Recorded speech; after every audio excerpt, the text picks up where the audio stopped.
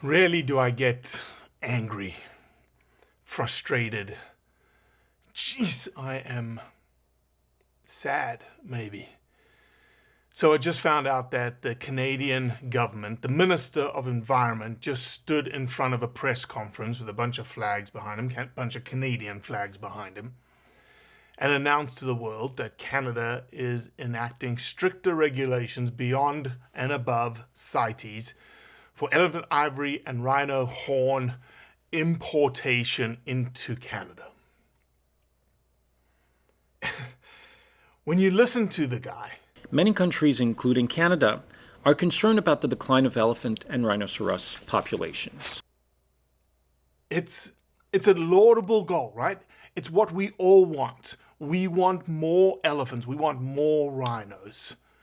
As does the Environment Minister of Canada, I have to believe. But when you listen to him, of being internationally protected since 1977.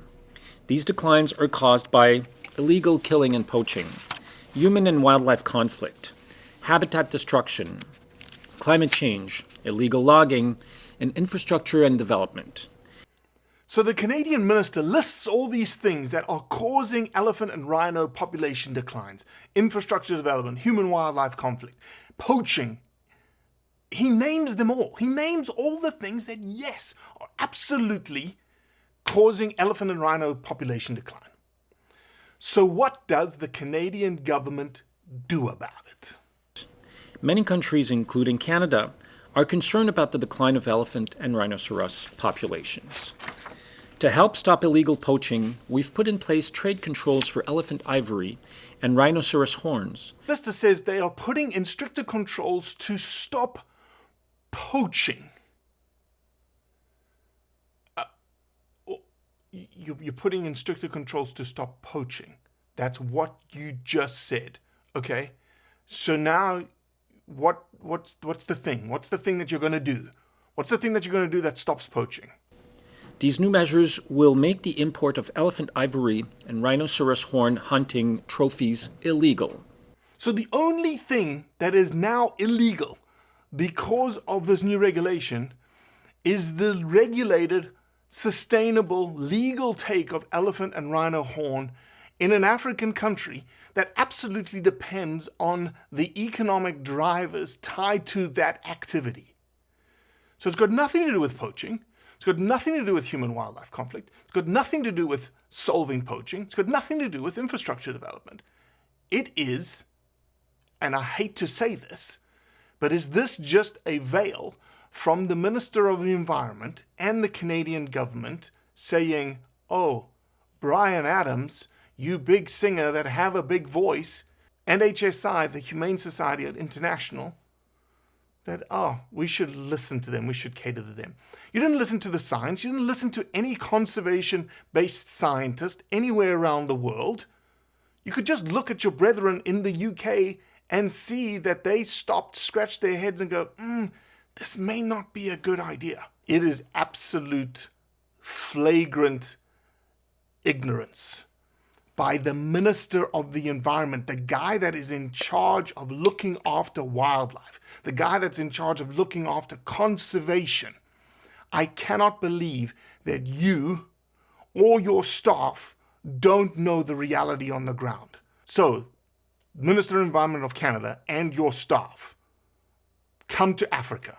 I've got people in Tanzania, Zambia, Zimbabwe, Mozambique, Namibia, South Africa, that will welcome you and will show you what hunting is doing for elephants and rhino.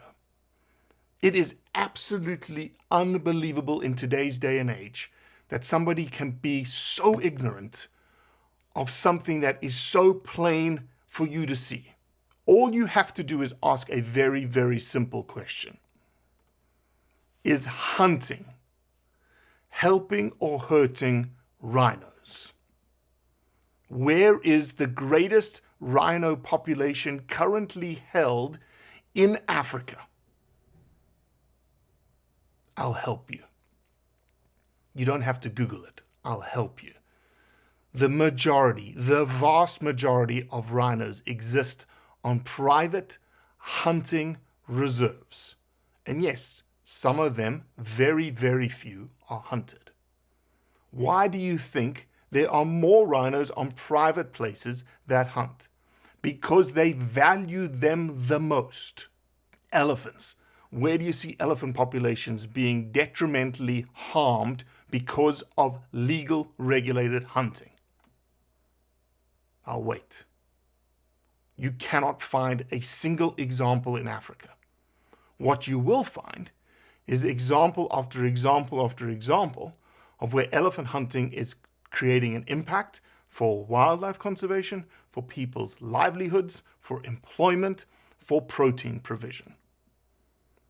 The Canadian government and the Minister of Environment has essentially thrown that all in the faces of very, very, very rural people. What you, the Canadian government, have just said, you, the Minister of the Environment, have just said in your speech is nothing but a big F you to all those Africans that are benefiting as a result of elephant and rhino hunting.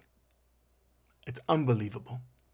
It is absolutely unbelievable in today's age that you wouldn't even do a lick of research, that your staff wouldn't even do a lick of research. I'm sad.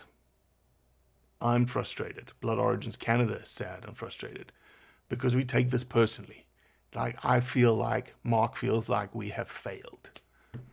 We have failed the mission, which is an education mission, an awareness mission to say, I get it. I get the fact that you're getting pressured from big celebrities, from big singers, from big NGOs that hate hunting. But you can't ignore the truth.